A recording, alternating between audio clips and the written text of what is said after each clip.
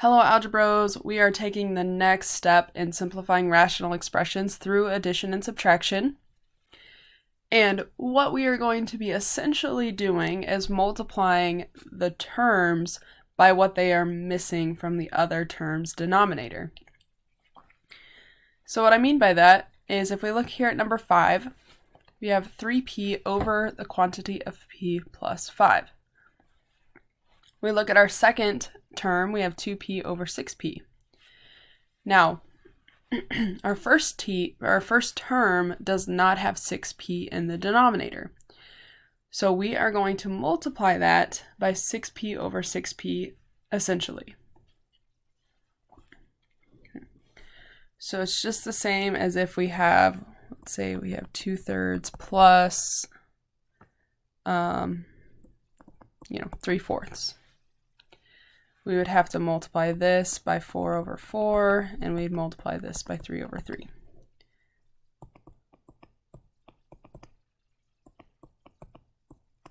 To get the common denominator.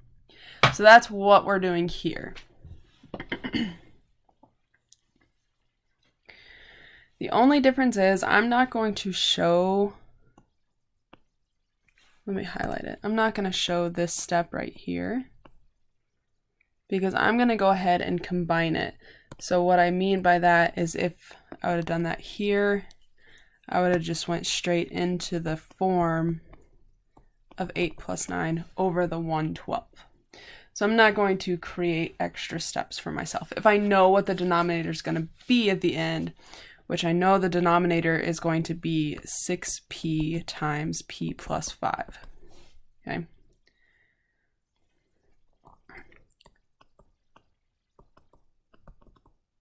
So I know that's the denominator on both of them if I'm multiplying this by 6p over 6p, and I'm multiplying this by p plus 5 over p plus 5.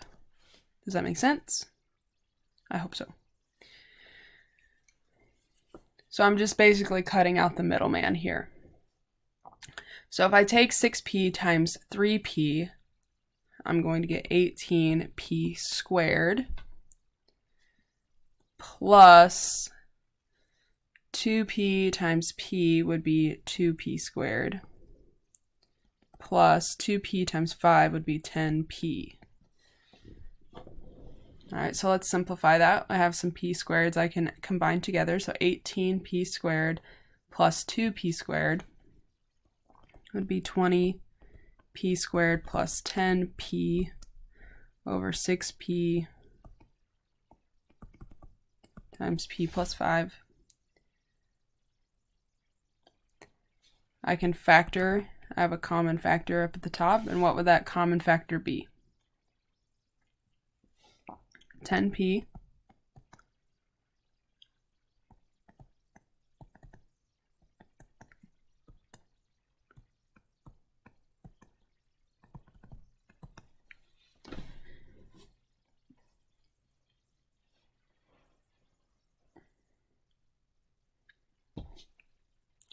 we can simplify further because the 10p and the 6p are being multiplied. We can simplify that.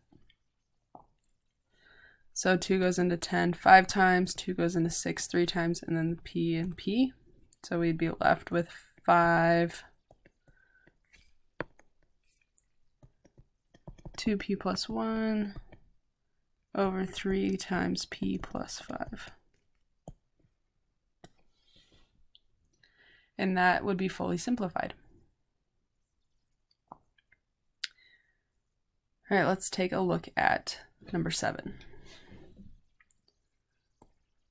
So again, I know my denominator is going to be 3x plus 3 times 5x plus 2. All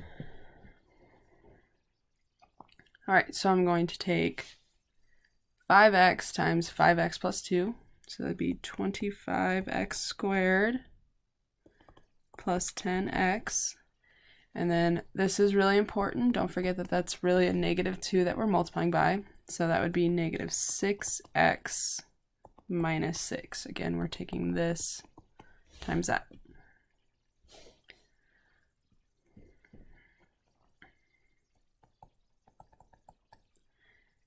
10x minus 6x would be 4x minus 6. And then I'm going to go ahead and factor that GCF out.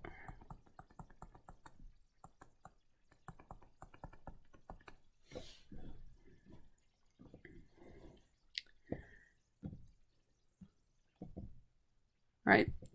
We may or may not be able to factor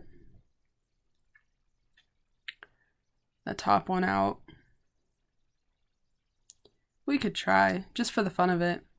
If you get a trinomial like that with a leading coefficient of 25, or like a big leading coefficient, I'm okay with you not necessarily factoring. But I want to do it for fun because I like factoring. So 25 times negative 6, negative 150, 4.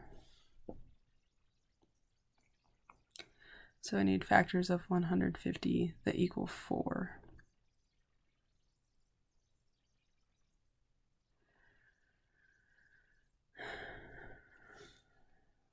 So I guess I'll start at the top, even though I know it won't be for a while.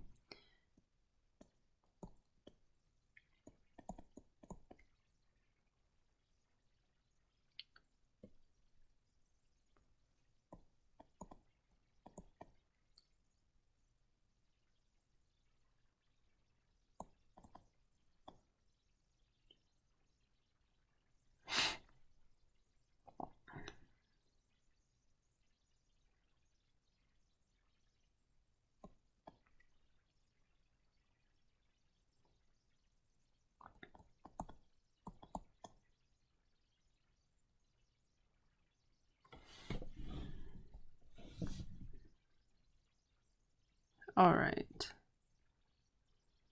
I don't think it's factorable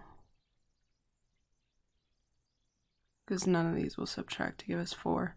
So no, it's not factorable. So that would be your final answer. Sorry for the long, awkward pause. All right, let's do one more just to kind of solidify it. Let's take a look at number 6. So we're going to take, we're essentially like kind of cross multiplying almost. So our denominator will be 2 times b plus 5. And if we take 4 times b plus 5, we get 4b plus 20. And remember what we're doing here is we are distributing. And then 2 times 2b minus 2 would be a positive 4b minus 4. And let's combine our like terms. 4b plus 4b would be 8b. 20 minus 4 would be a positive 16.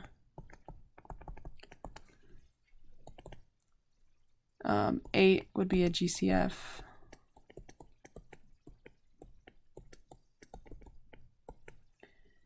And those numbers could simplify, so 2 goes into 8 4 times. So 4 times b plus 2 over b plus 5.